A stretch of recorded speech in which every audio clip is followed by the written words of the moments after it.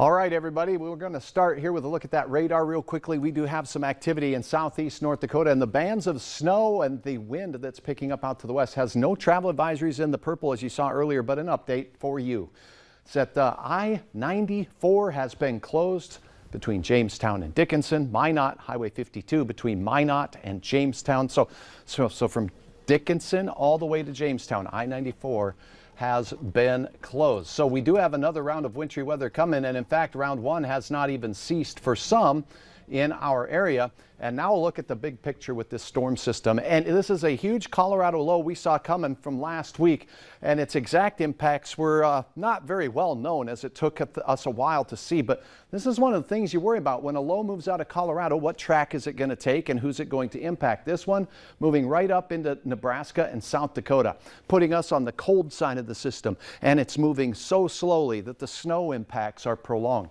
Some of us enjoyed a nice break today as some drier air was sucked into the storm system, while others saw bands of snow persisting throughout the day.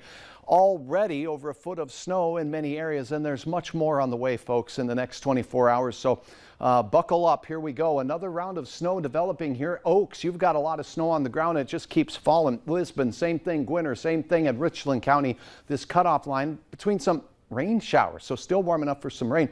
We did hear of some thunder sleet out in Stutsman County near Cormorant last night. Again, a lot of energy in the atmosphere with these bands of heavier snow illustrated here in the darker blue, right over Lisbon, right over Highway 11, and, well, Gwinner as well as Oaks. All right, so we take a look at the visibility. It's poor at times, and the wind with this snow in round one didn't ramp up too strongly for us. Now, the Sisseton Hills saw a lot of wind with their snow.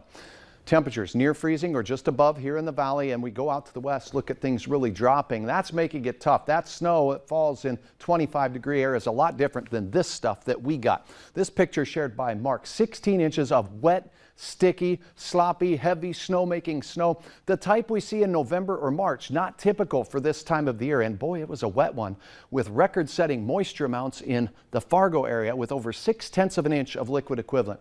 That makes heart attack snow. It's heavy to shovel and it will strain your body. So take it slow, please, and get the shovels and snow blowers ready for round two. It sure made a beautiful scene in Ada, picking up a heavy band of snow last night. Thanks, Jim, for your photo. Thanks to all of you. You can see more on valleynewslive.com. Snowbanks are high in Grand Forks with around 11.5 inches reported, extending that first alert weather day through Friday. And here's what you need to know. Round two is beginning now.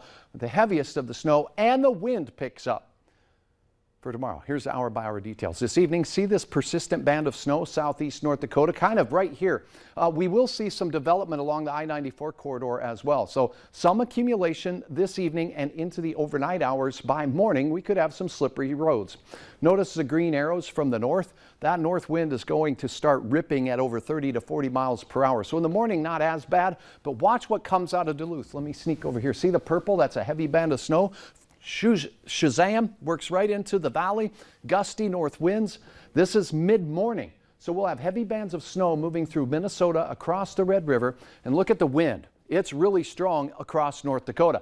Push this snowbank into North Dakota with the wind, and there will be a chance of, we'll say, blizzard-like conditions. There is not a blizzard warning yet, but there'll be zero visibility in open country with this snow. This, to me, will be more of this wet, thick, heavy snow. Maybe not as thick, not as wet as this first round, but certainly a lot of sticky snow with this. The bands continue to swirl across North Dakota and spend the better part of the day, even overnight and into Friday. And that's why we've added Friday as a first alert weather day. Notice sparse snow showers, but these snow showers here picked up by our models start Friday morning. And look at this. They last in this area all day, kind of swirling around. We're going to have pockets of problems with wind and blowing snow on Friday. Here's how much snow you can expect again. Pockets of 7 to 12. Notice this area where we get those bands set up that last all day Friday through Friday night. Some will get 7 to 12 plus. Many in eastern North Dakota, particularly southeastern North Dakota, 5 to 9. That extends down the I-94 corridor, Rothsay, Fergus Falls, all the way out. But if you're on the Highway 10 corridor, Perham, Detroit Lakes, Becker County, Height of Land Lake, all the way up to Bagley, a little bit lower snowfall potential, 3 to 6 inches. Temperatures, see this, will drop into the 20s as that wind starts ripping out of the north, 20 to 40 miles per hour in Fargo. Snow, blowing snow, reduced visibilities, possibility for some blizzard-like conditions out west. this is less than perfect. Mr. Skinny here heard the 7-day forecast and went running for the door. All right, have the snow shovels ready. 18 falling temperatures, as you see there on Friday, and then it just keeps falling all the way down to the bottom of the bucket there. 19 below on Tuesday morning as Arctic air settles into the valley.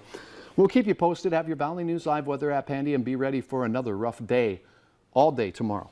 All right, Hutch, thanks so much. Yep. Coming up, a vaccine is in the works to battle skin cancer, and results look promising. That's next.